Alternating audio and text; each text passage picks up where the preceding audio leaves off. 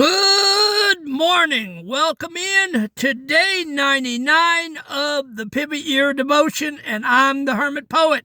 Can you believe it? Tomorrow we will be at day 100 of the new year. We are a quarter of the way through, maybe, and we are headed for half a year in July, and then we'll finish out from July to December, and we will have our victory dance, and we will say we've met with each other every day for 365 days. I don't know about you, but 2026 is flying by. I cannot believe that we are in April, headed for the summer. It feels like just yesterday when you and I started the pivot year on January the 1st.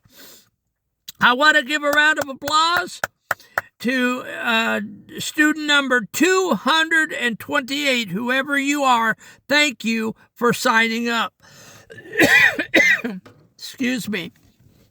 Thank you for signing up with us to take the Pivot Year Devotion with this Hermit Poet. We appreciate you so very much, and we hope that you being part of this group, this community, we hope you get a lot out of it. We hope you, if you are in the floor, we hope you'll stop triggering. If you are on a ledge, we hope you'll come down off that ledge and lay that gun, pills, or rope down and find that life can be lived again and that it is not your end, but it's your beginning. Listen to this Hermit Poet. It is not the end of your life. It is just the beginning. So stop. If you're scrolling and you see me, stop and just take a breath and know that this Hermit Poet is 50 years traumatic. And I have made the turnaround. I've done the 360 in the street, and I am coming back up the dark night of the soul. And so you can too. All right, guys. The disclaimer is that I cannot read the Brianna Wiest devotion online due to copyright infringement. So what I do is I take the devotion and I turn it into a personalized poem. I reframe it and it's in my thoughts, and then I give that to you, and then I give you a teaching from the principles in the Pivot Year devotional for that day, and then I give you a little homework assignment to do with your head or your hands just to drive the application home. All right, so here we go. We're calling this poem the Internal Tide. The weight within is not a broken thing, a jagged gear that you are meant to grind. It isn't asking for the balm you bring or for the clever reasons of the mind. It doesn't need a plan or a repair, a frantic hand on struggle to be free. It only asks to breathe the open air and have a witness to its misery. When you resist the dark and heavy tide or try to build a wall against the swell, you only trap the suffering inside and lock the ghosts within the hollow shell. You fracture who you are to look away, delaying what must eventually be known. But shadows only linger when they stay in silent corners, nameless and alone. The urge to fix is just a subtle flight, a way to dodge the fire in the bone. But feelings do not vanish in the light, or distractions that we've gathered or we've grown. The ache is not in things, it is in you. A sacred storm that's passing through the gate, asking for a heart that's brave and true, to sit in silence and to simply wait. For when the feeling finds your steady gaze, it melts like winter ice before the sun. It leaves the maze of all your weary days to show you that the healing has begun. It turns to wisdom, quiet and profound, a strength you didn't know that you could possess, the very weight that held you to the ground becomes the power that you now profess. And we are talking about metabolizing the heavy. Okay, we're talking about the heavy stuff in your life today and how we're going to turn that around. So here's the teaching for day 99. Most of us were raised to be fixers. I know most men are. I'm a fixer. I don't really want to listen to a woman talk about the problem. I just want to jump up and try to fix it for her. But most women want their men just to sit and listen. And they don't want us to fix a thing. They just want to know that we are listening to them. And so that is a hard thing for a man to be able to do. When something feels bad, we think we need to do something immediately to make it stop. If we feel sad, we go shopping. If we feel anxious, we clean the house. If we feel lonely, we scroll through our phones. We treat our feelings like a broken appliance that needs an intervention. Okay? And we are all bad at that.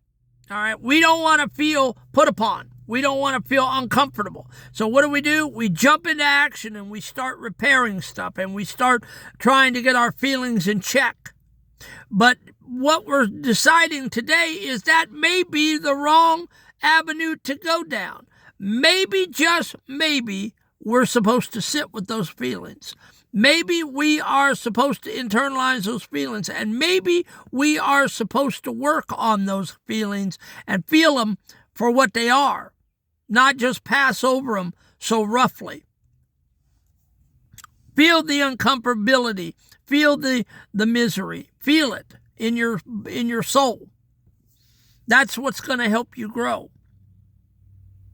But day 99 tells us that the heavy feelings aren't asking you to do anything. They are just asking for you to look at them. When you try to fix a feeling, you are actually just trying to push it away because it makes you uncomfortable. You cannot fix a feeling like a leaky pipe. A feeling isn't a problem to be solved. It is a guest that needs to be acknowledged. Okay? Don't be afraid to acknowledge your problems and your feelings. Okay? It's okay if you're a man. Men are told not to feel your feelings. Men are told not to cry. I'm telling you, I'm 60 years old, and I have cried a bucket full of tears over my life. And I don't care if you think I'm a man or not for crying, I cry. And anyone that tries to tell me that it's not manly, I politely say, shut up. It is manly. It is manly. It is the most manly thing you can do to feel those feelings. Okay? Feel those feelings. When you stuff them down, men, you are exasperating the problem. You're making it worse. Okay? Some men I've heard have stuffed 50, 60 years of feelings down inside, and they've never cried one time in your life. Here's an exercise. Get in the truck, get in the car, men, and go somewhere. Off property, away from your wife, away from your kids, and cry. Go somewhere and sit and force yourself to cry, whether it takes you 5 minutes or 5 hours. But go ahead and go to a safe zone and let those tears flow. It'll be healing, and it'll be the best thing you'll ever do for yourself. Uncork your emotions and do it as soon as you can. The trap of resistance. We participate in our own suffering. When we try to dodge our emotions, when we avoid, we resist, or distract ourselves, we fracture our awareness. It is like trying to hold a beach ball underwater. It takes an incredibly amount of energy to keep it down, and eventually it's going to pop up and it's going to hit you. And when it hits you, it's going to hit you like a force of nature. It's easier to do it a little, to let the steam valve off a little and let that steam come up a little at a time, cry a little at a time, cry a little at a time. Because if you wait and cry all at one time, it's going to be a force of nature. Okay?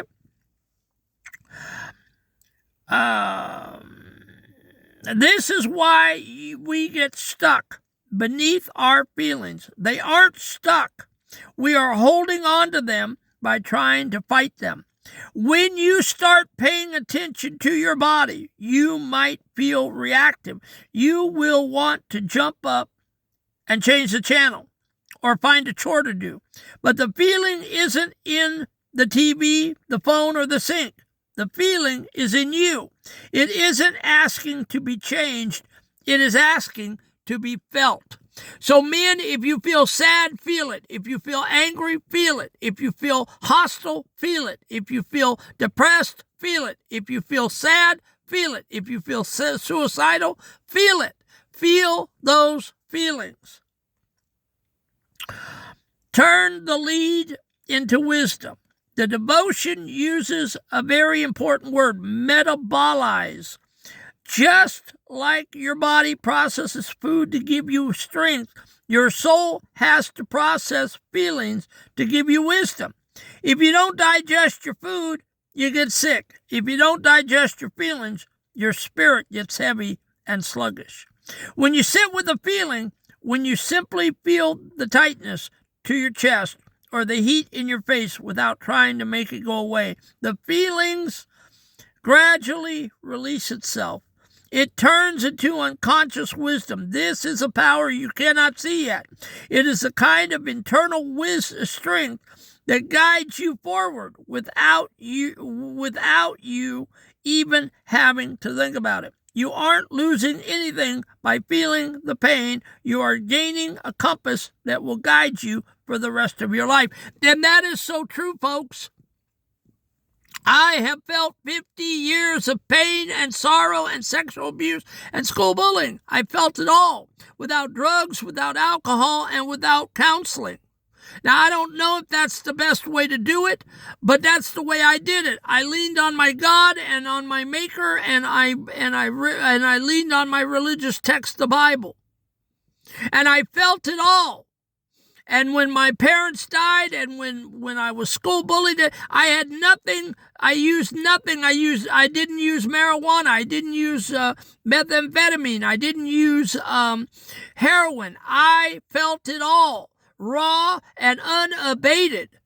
And I got to feel it at that point. I didn't mask it. I felt it. And yes, it hurt like hell. I'm not going to tell you it didn't. I thought at times I was going to lose my mind. I didn't know what God was doing with me. I didn't know why God kept on year after year after year, letting it just pound like a hammer, like a hammer, like a hammer, like a hammer. And I wanted to die many a time. I had thought about killing myself. Thank God I did not. But I did it without drugs, alcohol, and counseling.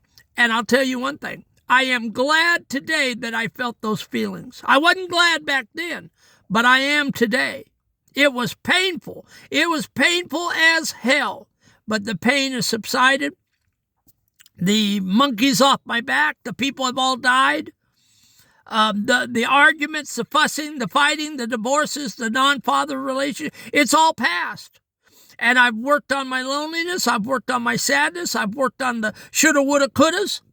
And you know what? This hermit poet is happier today than I've ever been. And I do not need anything to mask my feelings. I feel them as they come.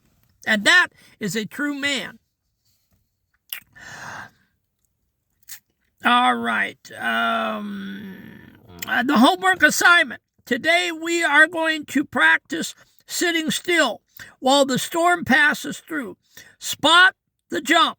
Notice the exact moment today when you feel a heavy emotion, boredom, loneliness, or irritation. And your first instinct is to reach for a distraction or a task to make it stop. Don't do that. Sit with it. The 3-minute witness. Instead of jumping to fix it, set a timer for 3 minutes, sit in a chair, and put your feet flat on the floor and just feel the sensation in your body. Where is it? Is it heavy? Is it tight? Don't try to fix. Just say to yourself, I see you.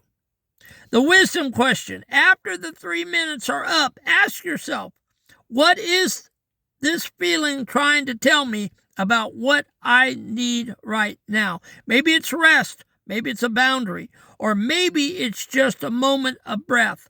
The goal, to prove to yourself that a feeling cannot break you if you are willing to look it in the eye. All right, you fathers, especially you fathers, if your kids are on your nerves and you're getting irritated and you think you're going to lash out at those kids and harm them verbally and break their little spirits, stop. Go sit in a room and just chill for a minute and get your thoughts and boundaries together, because they look up to you, fathers, and they look up to you, mothers. You know, these 2, 3, 4-year-olds look at you as heroes to start out. And yes, you're going to break their little spirits, but don't do it on purpose, you know, and let them think of you as heroes as long as possible. Okay, so go sit with your feelings and chill. Take a chill pill and feel the feelings before you lash out at your wife, before you lash out at your husband, before you lash out at those kids, before you lash out at your coworkers or your family or your friends. Feel your feelings and don't get distracted with the phone and TV and everything else. Just sit with your feelings today. Feel them. They're yours. Okay, you own them. And if that's how you feel, that's how you feel, and nobody should judge you for it. All right. I appreciate you being with me today. Today's 99. Tomorrow is day 100. Let's give ourselves a hand. We've met for 100 days. Now, if any one of you knows someone, and I know because I'm in Pakistan, Vietnam, I'm getting 8 to 10% in Vietnam on my TikTok channel. So I know that I'm around the world in Pakistan, Cameroon, Nigeria, Ghana. I know you folks are watching. There must be thousands of you in these countries that need this channel. Come on, go over to YouTube and have them push the subscribe and like button, and let's get my numbers up. We are at 228 today. I'm looking for 230 and 250. I'm looking for that burst, that sudden burst where we just get 20 or 25 instead of, 2 or 3 a day. I'll take it. I love it. For every one of you that sign up, I love you and I pray for you, and I wish God's best for you. But I would love to have an instant puff of maybe 20 or 25 people. That would be so cool to do, because I know there's thousands of you that are watching.